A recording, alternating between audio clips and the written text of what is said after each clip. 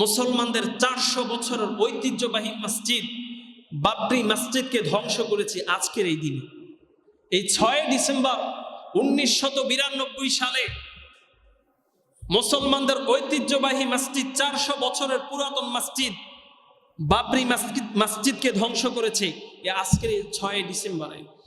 আমরা যদি সংক্ষেপে এই বাবরি মসজিদের ইতিহাসটা জানার চেষ্টা করি, এই বাবরি মসজিদ মূলত নির্মাণ হয়েছিল মোগল সময়কালে, মোগল সাম্রাজ্যের সময় মীর বাকি তিনি একটা মসজিদ নির্মাণ করেছেন। এই মসজিদের নাম দিয়েছেন মোগল সাম্রাজ্যের যিনি প্রধান, তিনি হচ্ছেন সম্রাট বাবর। এই সম্রাট বাবরের নাম থেকে এই মসজিদের নাম দিয়েছেন কি? বাবরি মসজিদ।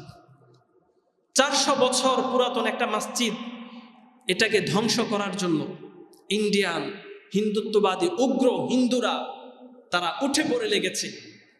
কি করে মসজিদকে ধ্বংস করা যায়? তাদের টার্গেট হচ্ছে এক এক করে ভারত থেকে এক এক করে মুসলমানদের যত নিশানা আছে সব নিশানা তারা মুছে ফেলবে।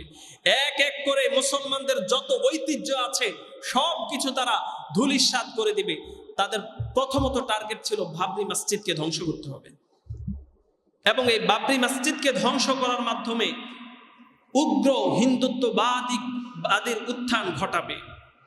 বর্তমান ভারত সরকারের প্রধানকে জানেন তো কোন দল? বিজেপি। কোন দল? বিজেপি।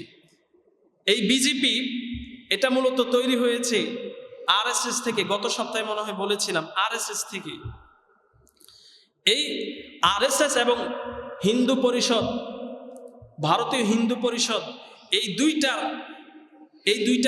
1980 সালের দিকে এই বাবরি মসজিদকে তারা বলতেছে যে বাবরি মসজিদ নির্মাণের আগে এখানে একটা রাম মন্দির ছিল। আর রাম হচ্ছে ভারতের উত্তর প্রদেশে জন্মগ্রহণকারী, পরবর্তীতে অযোধ্যা নগরের রাজা ছিলেন এই রাম।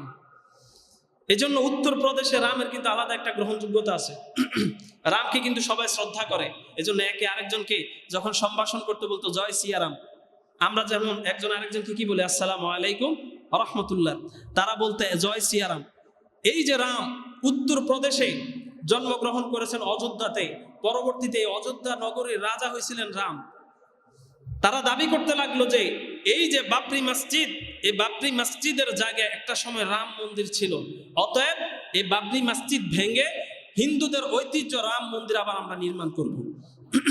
এই লক্ষ্যে তারা 1980 শতকের দিকে তারা আন্দোলন শুরু করলো। একটা পর্যায়ে হিন্দুরা জড়ো হওয়া শুরু করলো 1990 সালের দিকে। কত সাল? 1990 সালের দিকে তারা একটা রথ যাত্রা করলো। তাদের রথ যাত্রার মেইন টার্গেট ছিল তারা রথ যাত্রার মাধ্যমে উগ্র হিন্দুত্ববাদী চেতনাকে একসাথ করে তারা এই বাবরি মসজিদকে ধ্বংস করে এই উগ্র হিন্দুত্ববাদী চেতনাকে কাজে লাগিয়ে এই উগ্র হিন্দুরা রাষ্ট্রীয় ক্ষমতায় আসবে। এবং ঠিক তাই হয়েছে। 1990 সালের দিকে তৎকালীন বর্তমান বিজেপি সরকারের তৎকালীন নেতা ছিল লাল কৃষ্ণ আদভানি। এই লাল কৃষ্ণ আদভানি তার নেতৃত্বে একটা রথ যাত্রা হয়েছিল। সেখান থেকে কিন্তু এই বাবরি মসজিদ ধ্বংসের একটা প্রেক্ষাপট তৈরি হয়েছিল।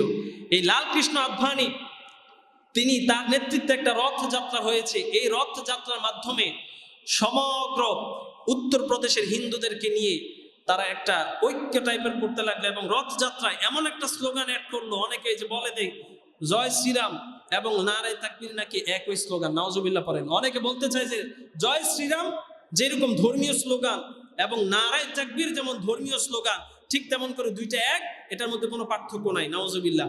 মনে রাখবেন এই জয় শ্রীরামের এই উত্থান ঘটেছে মূলত 1990 সালের দিকে। 1990 সালে তারা সকল হিন্দু চেতনাকে কাজে লাগিয়ে, যেহেতু উত্তরপ্রদেশে রামের আলাদা গ্রহণযোগ্যতা আছে, তারা নতুন করে একটা স্লোগান অ্যাড করলো, সেটা হচ্ছে জয় শ্রীরাম। সব মানুষ জয় শ্রীরামের আন্ডারে এসে এই রথ যাত্রা অংশগ্রহণ করতে লাগলো। তীব্র আক্রমণের ফলে 1992 সালে, কত সালে? 1992 সালের ঠিক 6 ডিসেম্বর তারা এই বাবরি মসজিদের পাশে একটা সমাবেশ ডাকছে। সেখানে অনেক মানুষ জড়ো হয়েছে, উগ্র হিন্দুরা জড়ো হয়েছে। শেষ পর্যন্ত উগ্র হিন্দুদের যে আক্রমণের ফলে তখন আর যে প্রটোকল ভেঙে তারা এই বাবরি মসজিদকে ধ্বংস করেছিল আজকের এই 6 ডিসেম্বরে।